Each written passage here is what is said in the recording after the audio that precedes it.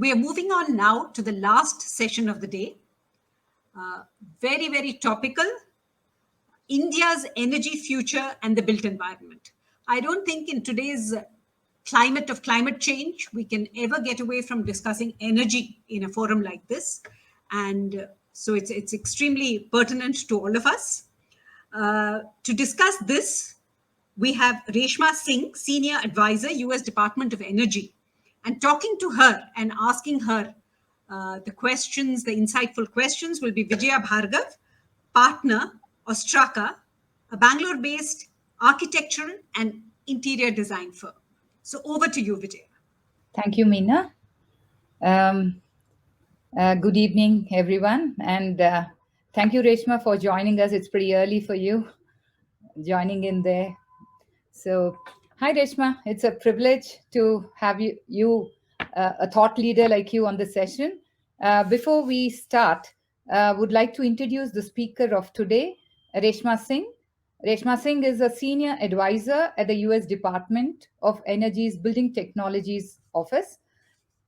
Concurrently at the Lawrence Berkeley National Laboratory, she leads the Technology to Market Impel program and previously the Presidential US India Center for Building Energy Research and Development. Singh brings over 10 years of experience advancing urban sustainability and clean tech innovation and working with complex international ecosystems in the United States, Singapore, and India. Reshma's work lies at the intersection of design and technology of smart buildings and cities with a focus on energy, data analytics, and UX and IoT sensors and controls. Reshma holds two clean tech patents, the first one in iSpace, an intelligent workspace hub for homes and offices. The second is for a solar powered backpack refrigerator for last mile cold chain access. She is the author of two premier books, Building Innovation Guide and Transforming India's Built Environment, a 2050 Vision for Wellness and Resilience. She serves on the advisory board for the Carbon Leadership Forum and International Tech Women Program.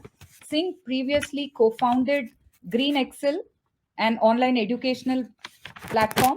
She is a recipient of American Association of University Women Award, Harvard University's Community Service Fellowship Award, and has taught graduate seminars at the Harvard Graduate School of Design and at University of California, Berkeley. Apart from her professional life, she teaches dance and has co-produced an acclaimed children's musical. She holds a master's degree from Harvard University and a bachelor's degree in architecture from New Delhi, India. She's speaking here in her personal capacity. Over to you, Reshma. We would really love to know about your journey. Thank you so much, Vijaya, for the kind introduction. I think it's a pleasure to be here. It's about 6 a.m. here in California, where I am, but I feel very energized to be part of this very August gathering. So thank you all for having me. I really appreciate the honor.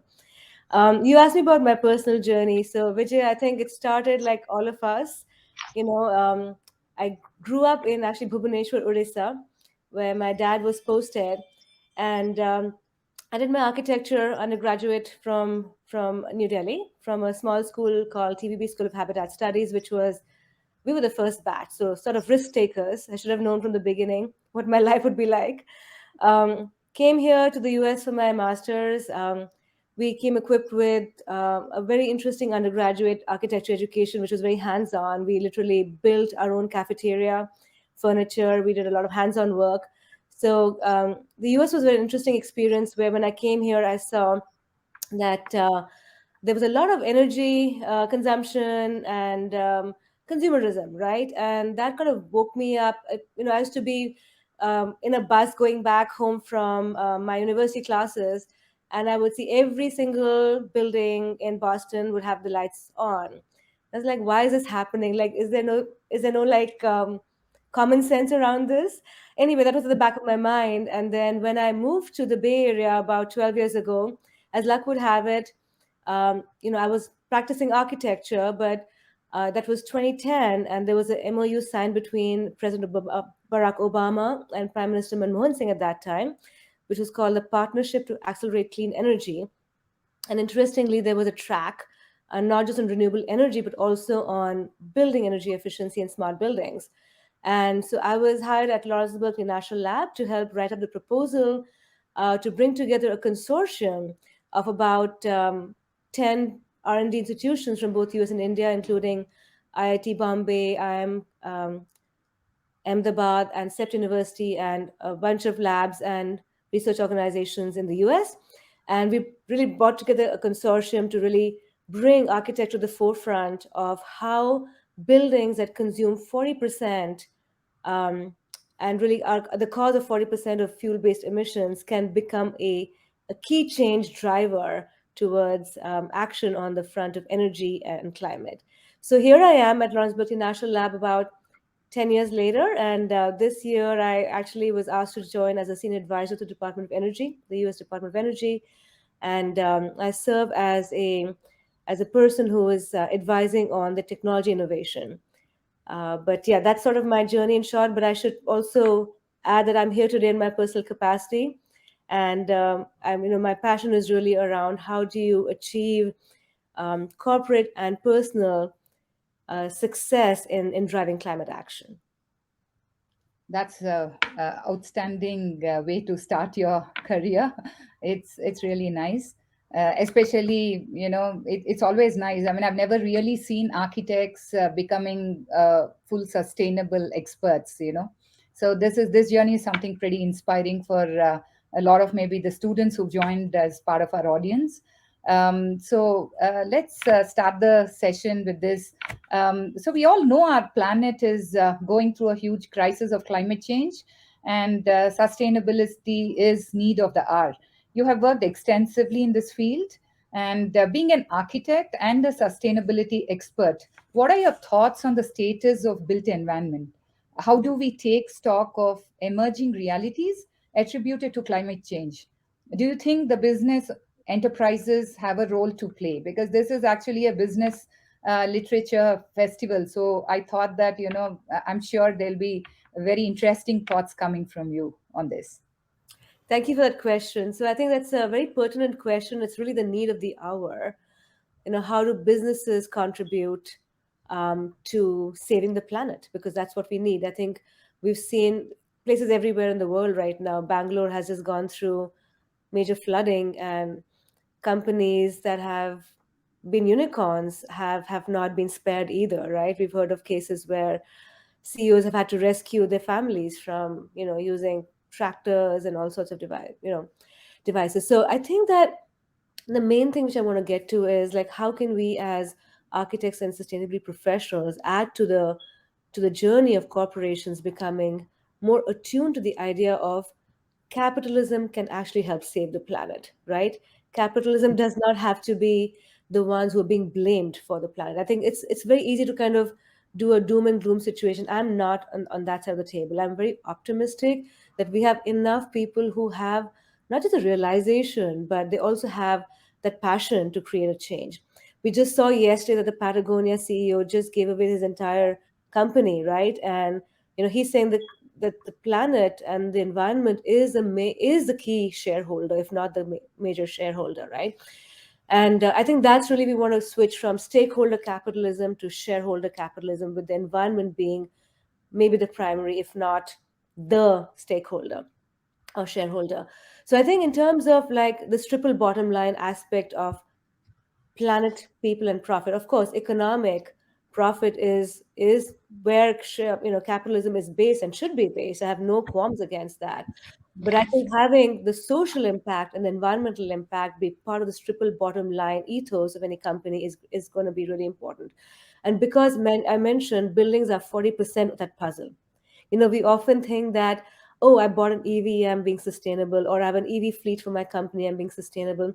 That's good, but not enough. There's a lot of issues with EV, using lithium ion batteries and not understanding whether the energy is coming from a dirty fuel or from a clean fuel. But buildings, on the other hand, they have a very interesting paradigm because of three reasons. Number one, in India especially, most of the buildings still need to be built. As India, we're advancing the economy with, with we being the number five economy in the world, with the prime minister having such major goals. I think it's important to realize that as we build out our buildings, that's a really like it's the battleground for climate action, right? That's where we can be really climate warriors. And in fact, an EV will last 5 years, a building will last 100 years. So where do we want to put our investments? Um, if you look at the built industry as such, there is the emotional connect that we have to buildings, right? That's where we live, we work, we play, we live out our life. The economic heft of buildings in terms of real estate and the speculative power. So I think that's a great place for a visionary adoption of transforming India. So I always like to talk about a theory of change, which I have put forward in my book, Transforming India's Built Environment. And that vision of change, a theory of change, is a net zero built environment that promotes equitable wellness and resilience for all. So this is really about not just the corporations, but every individual taking ownership of their behavior and every corporation taking ownership of their corporate culture and really making the change. So when you look at the ESGs, which is the environmental, social, and governance goals of the company, I think those should be really attuned to sort of both the personal behavior as well as the corporate culture. And having said that, I would just add that there's been one major ruling coming out of the Securities and Exchange Commission in the US, SEC, which says that there has to be like a very transparent carbon disclosure policy. And how can we make architecture and buildings be part of the transparency where we can take new technologies such as sensing, controls, metering, infrastructure, and really use that to manage and be more transparent about our buildings. Yeah, that's quite nice. In fact, coincidentally, when they asked me to moderate this session, I was actually going through your books, and incidentally, we both have. Worked with the same client. Where you actually did the white paper a book basically with the team of IISc and also Infosys team, right? So we actually do their interiors. Most of their interiors are being done by us. So we see that how the corporates basically are very sensitive to the sustainability issues, and they really passionately follow what has been listed as a guideline in that particular book, and all your suggestions and all are taken very seriously and followed to the T. So I really like when I see all these corporates being very passionate about following these sustainable practices. One more thing is at the UN climate change conference 2021, India announced a target of net zero, right? Right. So they said net zero by 2070, and India will reduce its projected carbon emission by 1 billion tons. So everyone is talking about advancing this. Everyone is being very ambitious, and they would say that this we should get it to 2050, 2030. For this to realize, it's absolutely critical to transform the built environment that constitutes nearly 40%, as you mentioned, of global energy related GHG emissions, right? So do you think these are actually achievable targets, especially as we all know that there are many stakeholders, especially in India, where everything, the stakeholders are like the politicians, the policymakers, experts in the field, bureaucrats, and last but not the least, every one of us who are staying here. So what are your thoughts on that? So I think I'll take this at two levels, Vijaya. One is sort of at a top-down level, and one is at bottom-up level, right? So top-down, I think having a national determined contribution and goal is extremely important to rally the whole nation behind it. And whether it's through policy, policy can be in the form of carrots, incentives. It can be form of sticks, which is penalties and fines. It can also be in the form of sermons, right? How do you actually advocate for climate action? But on the other hand, I think for corporations and for enterprises, I think it's really important to assess the climate risk, right? So, what does it mean in terms of material risk, the impact on their own business, and what are the opportunities? How do you create an economic benefit out of doing the right thing sustainably? I think those are sort of on the public sector side, on the private sector side, sort of aligning the policies around trying to achieve these goals and targets. On a bottom up basis, I would say that national labs in the US, such as Lawrence Berkeley National Lab, where I am, we're an organization which is a third party neutral organization, right? So we, even though we are funded by the US government, and again, I'm speaking on a personal capacity out here, I would say that the kind of science and technology that goes behind our work is credible. We have 14 Nobel laureates from our organization itself. So we put a lot of evidence based and data based recommendations out there. So we're currently working on doing projections specifically for the building sector. What does it mean in terms of the building stock, all the residential buildings and commercial buildings in India? What will it take to change the trajectory from where we are as business as usual into a net zero future of 2070? And are there heroic scenarios to get to it by 2050? And this will include both existing buildings, so the entire building stock as it exists right now, which is all the portfolios of all the big companies, as well as the upcoming portfolio. So I think there is certainly like a science based as well as a policy based aspect to this. That's nice. I mean, you've worked across geographies, the United States, then India and Singapore. What are the commonalities across, and what are the pain points, if I may say so, in Sure. that'll be interesting to know because you Yeah, coming from the Indian origin and then working in the US for so many years, I'm right. sure you are the best person to answer that question. I don't know if I'm the best person, but I can take a sort of an educated guess. Mhm. Is across the different cultures, I think there is a misnomer that architecture in the so-called advanced economies is better. I think there's so much to learn from um, traditional methods of construction in India, whether it is the forts and palaces, which used things like just cooling using water. How do you conserve water? For example, in a um, desertified area like Rajasthan, where water is so precious, right? And that's going to be a reality in the future. How do they use boulis to kind of conserve the water, put the shade so the water doesn't evaporate, and then use micro misting techniques to keep the evaporative cooling going inside hot, dry climates. So, in my book, Building Innovation Guide, I've looked at different climate zones to see what are traditional and new innovative methods of doing cooling. Cooling is huge, as you know, and it's not just in India. I think this is US, Singapore, India, across the world. We're saying that the heat waves are coming, and it is a reality. It's not are they coming, but they're here and they're here to stay. So, are we going to invest in millions of rupees of um, air conditioners? In fact, over the years, as I come to India every 2 years, I notice that how the changes are so dramatic, like from even every 6 months. So when you walk into a into a store which sells SIM cards, I've noticed that now they're selling air conditioners. It is a commodity business now, right? That never used to be when I was growing up.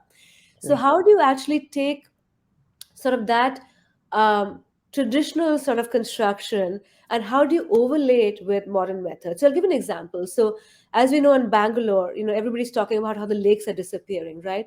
Yeah. So we are doing some machine learning methods based on capturing geographical information using drones, so capturing um, RGB and thermal images across neighborhoods and across cities, and trying to analyze what it means in terms of just basic land use planning. So just kind of understanding at the city level, how do you maintain the regional and the hydrological um, robustness of a system, so that when you're building, you're not creating more problems? We know that in Uttarakhand, about a few years ago, because of the tourism development which was rampant and not really paying heed to the planet or the environment, there was huge flooding and we lost so many lives, right, of pilgrims. So I think just using methods that are futuristic methods, machine learning methods. So we're developing techniques on how to assess images, and then overlay that with how to actually do better town planning and how to do better construction using passive methods of construction. So just not just relying on active methods, but using the basic envelope of the building, the basic materiality of the building, and how to use low carbon circular materials, recycled materials, how to use windows and walls in a way that the building provides what it's meant to provide, basic shelter and human comfort as a human right, right? So how Yeah. do you sort of really combine that? And I think the Indian ethos is great at that. So I think Singapore and US have a lot to learn from India, and always think about that sort of bilateral ways of learning across different type of architectural typologies, and again also corporate culture, right? How does corporate culture work in India versus Singapore and US? There's a lot of philanthropy in corporate culture in the US. People are pouring a lot of money into climate. In India, as a personal thing, I would say that when philanthropy happens, it happens usually for spiritual aspects or religious aspects. A lot of money flows into making temples and gurdwaras and mosques, but is it really flowing into the one thing we really need right now, which is sustainability and climate impact? So I would challenge our corporate leaders to think about that carefully. And where is your philanthropy really going? Yeah, that's a wonderful insight. And coming to the passive architecture and all, I mean, architect in me wants to ask you a question Sure. about the building materials, right? Like, if you look at it, the concrete and steel have a huge carbon footprint, right? So there certainly are materials which are green, but then maybe there's not too much of R&D which gone into it to be used in a large scale that we are looking at when compared to the concrete and the steel. Right. So none of these materials have been proven. So Right. what are your thoughts on that? Do you think that we are heading towards in that direction anyway? I mean, Yeah, so I think I'll take it a step up, a notch up out here to answer your question first as a framing paradigm and then specifically about building materials. So I think in order to achieve a vision of a net zero built environment that promotes equitable wellness and resilience for all, we really have to embrace it using all the different stakeholders that you mentioned, right? And whether it is building materials or whether it is operations of buildings using sensors and controls, I think we have to really look at the entire gamut. So I always think about this as three drivers. There's decarbonize, there's digitalize, and there's democratize. So decarbonize is all about how do we save embodied and operational carbon in buildings. And that really is all about selecting the right materials. And so whether it is research and development into materials, or whether it's actually corporations being able to provide their buildings as living labs where these materials can be tested, demonstrated, and corporates can become leaders at showcasing these materials. It's very visible. Buildings are one of the most tangible ways of showcasing your leadership. So I think using interesting materials such as mycelium or mushroom based walling methods, for example, or highly efficient low emissivity glass materials, I think buildings can be a wonderful showcase of embodied carbon reduction. um, that's really in terms of decarbonize. Digital technologies are also very important. So for digitalizing the built environment, corporations can also take a leadership position by making sure that the new construction and their existing buildings have the right sensors and meters and transparency on the data to keep continuously improving the operations of the buildings. And finally, around democratize, I think the idea is to make sure that human health and environmental health is important. So, how do you make sure that biodiversity is conserved in your campuses? How do you ensure that the investment is flowing into human capital for both behavioral aspects as well as making sure that people are ready for this 21st century jobs around sustainability?